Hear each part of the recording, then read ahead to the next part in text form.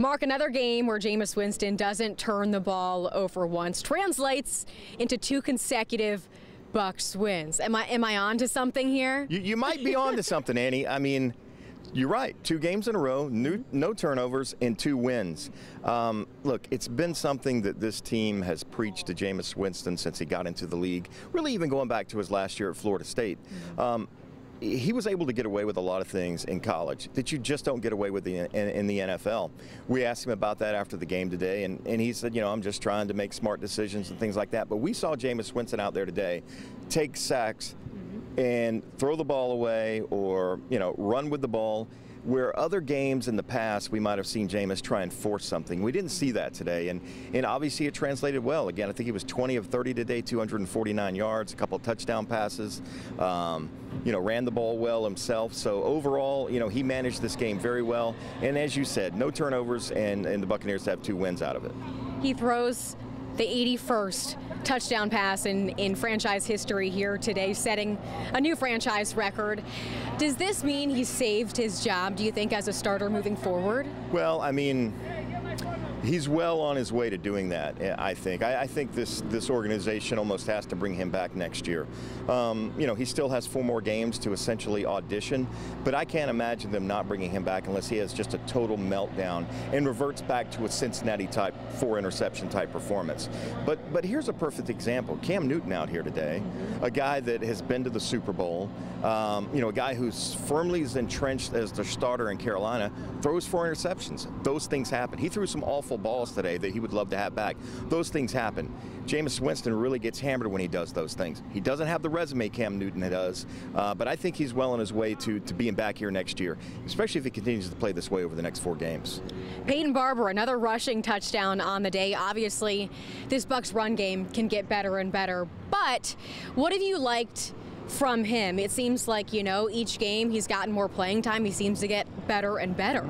Yeah, no, Peyton Barber is a great story. I mean, we all know his story about leaving early to try and provide for his family and his mother and things like that.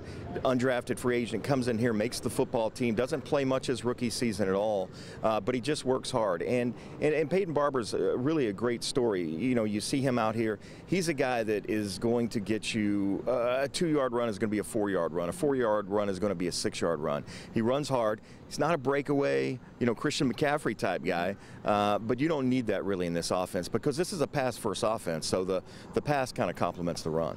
Chris Godwin, 100-plus receiving yard game. We haven't seen that much of him consistently this season, but do you think a type of game like this would give him, you know, a confidence boost that he would most likely need moving forward, especially facing the Saints next week? Yeah, you know, Chris Godwin, I don't think he lacks confidence. The only thing Chris Godwin lacks really has been opportunities. We saw him in training camp, and he was just lights out. The first couple weeks of training camp, he didn't drop a ball. He made a highlight reel type catch every single day during training camp practices. So you know the talent's there. But with Deshaun Jackson out, that's going to give him more looks and more reps. And you know, I think the Buccaneers learned a little bit that, you know, they can survive without Deshaun Jackson. You would love to have his speed on the field because it does open things up in your play calls and things like that. But Chris Godwin came in today and played a really good game. I think this was his 3rd career 100-yard game, and they needed all of those 100 yards today. We discussed all things offense. Now moving on to defense, who had just an incredible day. 4 interceptions,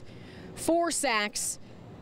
Could it have even gone any better for this defense today? Well, I mean, they could have got 5 interceptions and 5 sacks. Ideally. I mean, I guess technically it could have gotten a little bit better. But again, we talked about Chris Godwin needing all of those 100 yards. Right. This defense needed all 4 of those interceptions, and they needed all 4 of those sacks. And there were only 4 sacks, but really a majority of those interceptions came on pressure from the front 4. So it goes to show you how those two really work hand in hand. Andrew Adams, who is this guy? Where did he come from, right? Comes in here with 3 interceptions. I think that's only the 4th time in team history that a player on the Buccaneers has gotten 3 interceptions in a game. It's not easy to do. And here's a guy at the beginning of the year, nobody even knew who he was. So, you know, it's really, Mark Duffner's done a tremendous job with this defense. Points-wise, Annie, they're a 20-point better team at home defensively, only giving up an average of 18 points at home, only 17 today, but an average of 18 at home. So they're a much better team at home.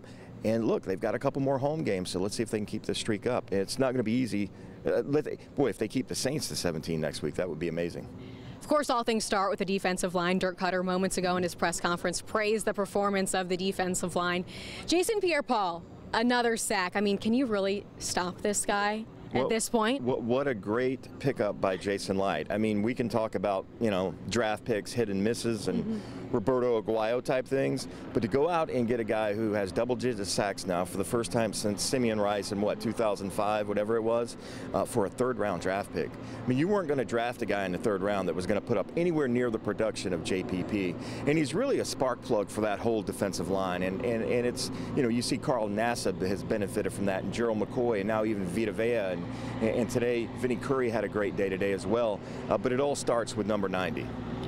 In the secondary, basically no starters out there today, but it did not matter. Obviously, all the interceptions, 4 interceptions. What does that say about this secondary, do you think? When you watch these guys come out and line up on defense, the secondary, and you looked at them at the beginning of the game, you might have thought it was the 4th preseason game, right? With a lot of guys that you know, fans don't know who they are. Javian Elliott was a guy that was on the roster, then on the practice squad, then was cut, then was brought back to the practice squad, promoted, had a big interception today, a couple key tackles, including one in the 4th quarter, a tackle for loss. You know, guys that you have to keep going back to. Listen, we cover this team every day, and we're still having to look down the roster sometimes when we see some of these guys in here. So, you know, the front office has done a tremendous job of finding some guys to bring in here to fill in for the fact that MJ Stewart, Carlton Davis, and Brent Grimes didn't start this game. Their top 3 cornerbacks weren't in this football game, and for them to hold Cam Newton and this Panthers team, a team that they gave up 42 points to a few weeks ago, to just 17 was a pretty remarkable accomplishment. And again, you got to tip your hat to Mark Duffner, the defensive coordinator, for making things work with this, you know, makeshift group that he has. And quickly here, we got to talk the kicking game, because I think I've heard each game since Cairo Santos has been here, I love the Bucs kicker. When have you ever heard that? What kind of a pickup was he? Come on. No, that's huge. In fact, I think they should go ahead and just narrow the goalpost, like just bring him into like 5 feet, because he hits everything right down the middle. There's not any question when he goes out there. And boy, just think, boy, if Cairo Santos would have been around the last couple years, how many more wins would this football team have had? I guess the world will never know. Never know. Never know.